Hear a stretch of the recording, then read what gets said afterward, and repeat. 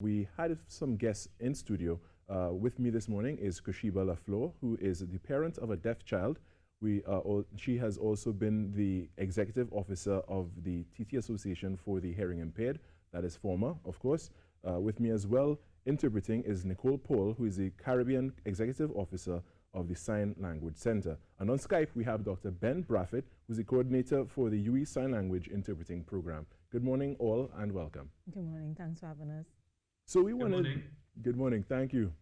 So we want to disseminate and discuss the importance of interpreters and the proper dispensation of information when it comes to this time right now where there's a pandemic and the importance of deaf people being able to be updated in real time. Mm-hmm.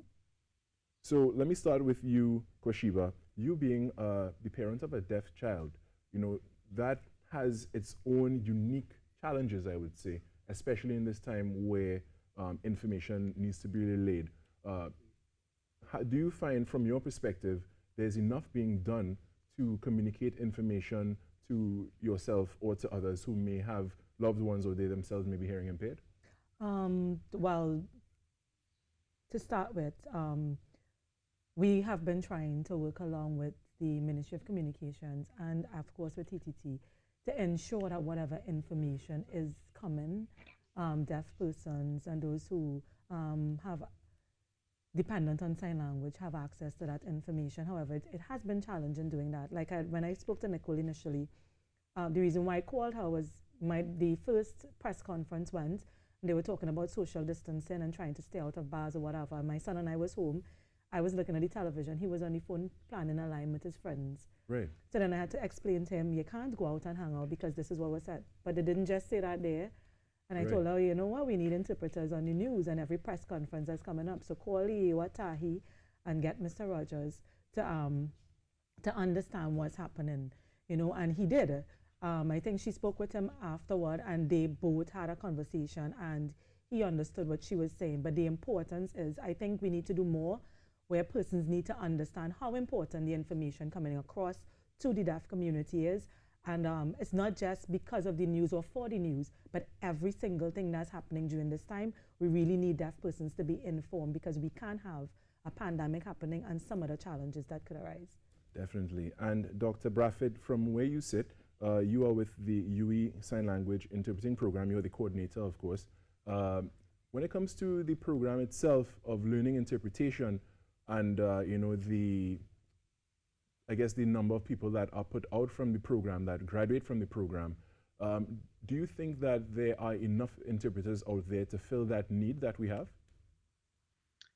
I think we need more for sure,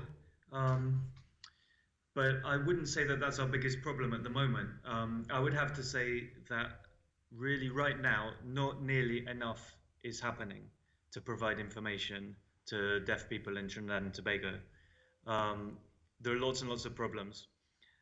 What do you suggest? So, for example, information is being put out through social media by the Ministry of Communications, the Ministry of Health, and that information is mostly coming out in English, in written English. And for most deaf people in Trinidad, that is the second or the third language that they might learn. Their first language would be a sign language.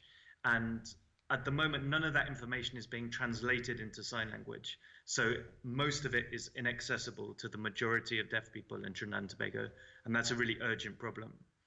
What would you suggest is the step one that we need to take in solving that problem? Well, we need support for translations of all information. So we have two issues, I think. We have interpreting, which is live. So for example, now Nicole is interpreting live for us. Issues around that are the boxes that interpreters are on in the screen are mostly far too small. International guidelines say that the box should be ideally half the size of the screen. Failing that, a minimum of 25% of the size of the screen, so a quarter of the screen should be dedicated to the sign language interpreter. That's not happening at the moment.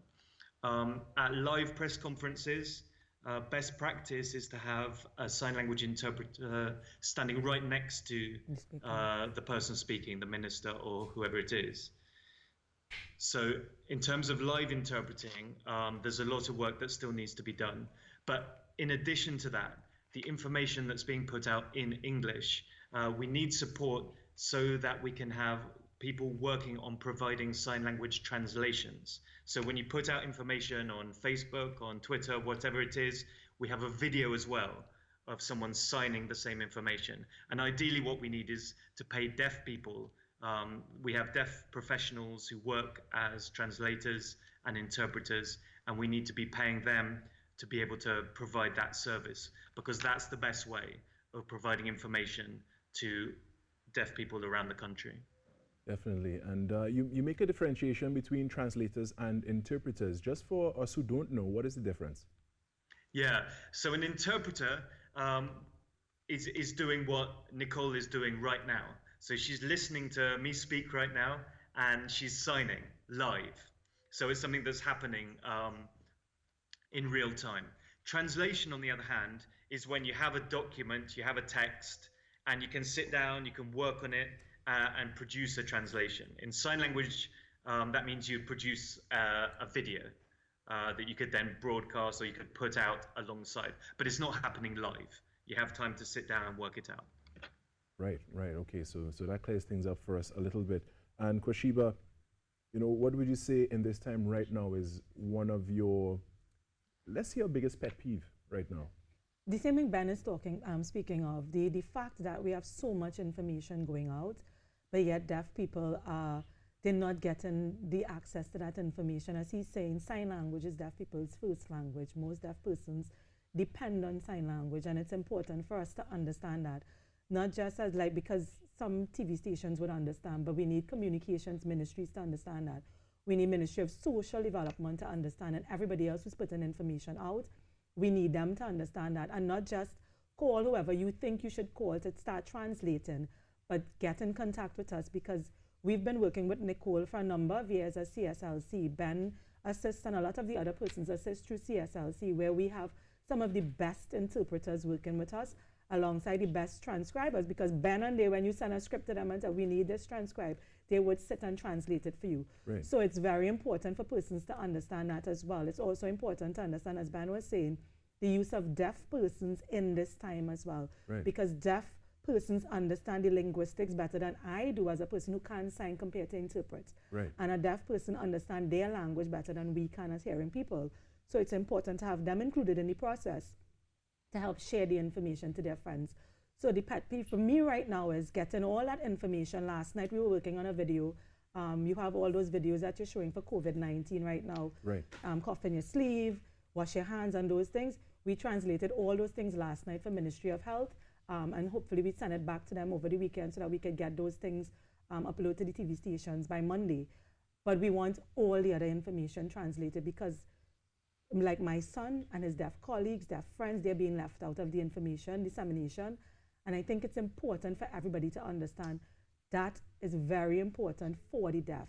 Definitely. Making sure that deaf people have access to information is important, just like anybody else around this time. And I think we have to really understand that and get persons to understand that as well. And of course, information is what is a major tool in keeping us all safe, because we need to be updated with everything that is happening in real time, as we have said. Well, with that, we do have to close now. We are out of time for this segment, but I want to thank everyone for joining us this morning. In studio with me, Kwashiba Lafleur, who is the parent of a deaf child and former executive officer of the Trinidad and Tobago Association for the Hearing Impaired, as well as Dr. Ben Braffett, who is the coordinator of UE Sign Language Interpreting Program, and with us as well, interpreting for us, Nicole Paul, who is the Caribbean Executive Officer of the Sign Language Center. Thank you again. For now, though, we're going to take a short break and come back with much more. Stay with us.